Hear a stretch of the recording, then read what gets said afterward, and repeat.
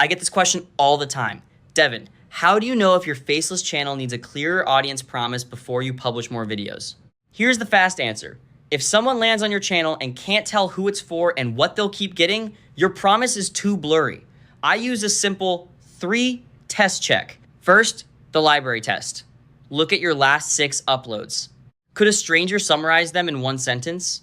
Something like, this channel helps beginner investors avoid common mistakes, or this channel helps busy people meal prep cheaply. If the videos feel like separate islands, that's a positioning problem. Second, the repeat viewer test. Ask, would the same person want to watch most of these videos, or does every upload attract a different person?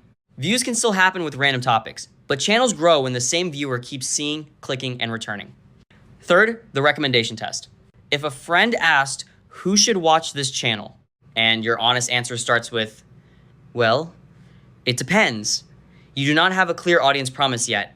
My rule, if you fail 2 out of 3 tests, pause publishing and fix the promise first. Use this sentence. This channel helps specific audience get specific outcome through specific type of content. Then run every video idea through it. If the idea doesn't strengthen that promise, don't publish it yet.